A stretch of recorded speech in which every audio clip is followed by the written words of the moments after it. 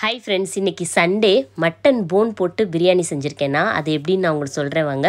Mutton phone ஒரு 1/4 kilo வாங்கிட்டேன். அதுக்கப்புறம் அதை குக்கரில் போட்டு இஞ்சி, அதுக்கப்புறம் மிளகு, சீரகம், கொஞ்சம் வெங்காயம், மஞ்சத்தூள், அதுக்கப்புறமா உப்பு, பெருங்காயப்பொடி போட்டு நல்லா வேக வச்சு அந்த போன் தண்ணியை எடுத்து வச்சுட்டேன். அதுக்கப்புறம் ஜீரக சம்பா ரைஸை நல்லா ஒரே ஒரு தடவை மட்டும் வாஷ் பண்ணி அதை எடுத்து வச்சுட்டேன். இது பிரியாணி பேஸ்ட். இது என்ன அப்படின்னா, என்னோடய நாத்தனார் வந்து சென்னையில் இந்த பிரியாணி பேஸ்ட் விற்கிறாங்க. பிரியாணிக்கு தேவையான எல்லா பொருளும் இன்க்ரீடியன்ஸ் போட்டு அதை நல்லா ஃப்ரை பண்ணி ஒரு பேஸ்ட் மாதிரி சேல்ஸ் பண்ணுறாங்க. நல்லாவே போயிட்டுருக்கு. இது ரொம்ப நல்லாயிருக்கும் ஃப்ரெண்ட்ஸ். வீட்டில் நம்ம செய்கிற மாதிரி பிரியாணி இருக்காது, ஹோட்டல் ஸ்டைல் பிரியாணி அப்படியே இருக்கும். ஏன்னா வீட்டில் நான் யூஸ்வலாக பிரியாணி செஞ்சால் என் பையன் தக்காளி பொங்கல் மாதிரி இருக்குது, மசாலாவே இல்லை, அப்படி இப்படின்னு சொல்லுவான். ஆனால் இந்த பேஸ்ட் யூஸ் பண்ணதுக்கப்புறம் அவனுக்கு இதுதான் பிடிச்சிருக்கு, இந்த பிரியாணி தான் எப்போயுமே நீங்கள் செய்யணும் அப்படின்னு சொல்லி நாங்கள் ஆர்டர் போட்டுருவோம். உங்களுக்கு வேணும் அப்படின்னா எனக்கு மெசேஜ் பண்ணுங்கள், உங்களுக்கு அந்த அட்ரஸை நான் உங்களுக்கு சென்ட் பண்ணுறேன். ஸோ குக்கர் வச்சிட வேண்டியதான். ஒரு 4 ஸ்பூன் நெய் ஊற்றியாச்சு. நெய் வந்து நல்லா காஞ்சதுக்கப்புறமா நம்ம எடுத்து வச்சுருக்கிற அந்த பேஸ்ட்டு 400 கிராம் ரைஸ் அப்படின்னா நம்ம 200 கிராம் அந்த பேஸ்ட் வந்து போட்டுறணும். போட்டுட்டு நல்லா மிக்ஸ் பண்ணணும். ரொம்ப நல்லாயிருக்கும் ஃப்ரெண்ட்ஸ். இப்போ பிரியாணியில் நமக்கு நிறைய தப்பு விழுகிறது எங்கே அப்படின்னா, உப்பு கம்மியாக போடுவோம், இல்லை மசாலா கம்மியாகிடும், இல்லை தக்காளி.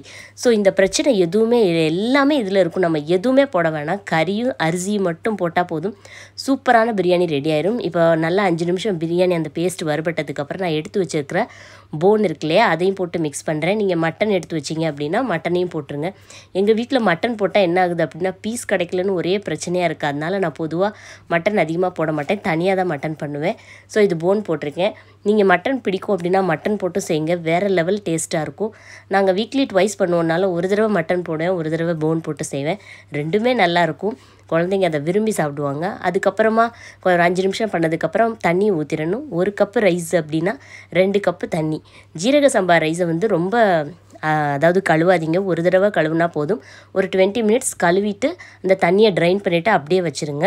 இப்போ அந்த ரைஸை வந்து நல்லா தண்ணி கொதின்னு வந்ததுக்கப்புறம் அந்த ரைஸை அதில் போட்டுட்டோம் அப்படின்னா சூப்பராக நீங்கள் இப்போ டேஸ்ட் பண்ணி பார்த்தீங்க அப்படின்னா உப்பு எல்லாமே கரெக்டாக இருக்கும். மசாலா லெவல் எதுவுமே நீங்கள் எக்ஸ்ட்ராவாக எதுவுமே போட வேண்டாம்.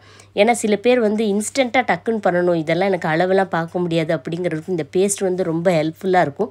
உங்களுக்கு வேணும்னா எனக்கு மெசேஜ் பண்ணுங்கள் ஃப்ரெண்ட்ஸ், வாட்ஸ்அப்லேயும் பண்ணலாம். அதுக்கப்புறம் பாருங்களேன், நல்லா ரைஸ் கொஞ்சம் பெருசாக ஆனதுக்கப்புறம் குக்கரை நம்ம மூடி வச்சிட வேண்டியதான். 10 மினிட்ஸ். விசில் வரணும்னு அவசியம் இல்லை, சும்மா க்ளோஸ் பண்ணி வச்சாலே போதும். வெறும் டபேராவில் பண்ணுவீங்க அப்படின்னா க்ளோஸ் பண்ணி மேலே ஒரு தோசைக்கல்லை வச்சுருங்க, தம் போட்ட மாதிரி ஆகிடும். சூப்பரான பிரியாணி ஒரு 15 மினிட்ஸ்லேயே ரெடி ஆகிடும். கஷ்டப்படாமல் ஹோட்டல் ஸ்டைல் பிரியாணி. இதுக்கு நான் சிக்கன் சுக்கா செஞ்சுருக்கேன். சூப்பராக இருக்கும் ஃப்ரெண்ட்ஸ்.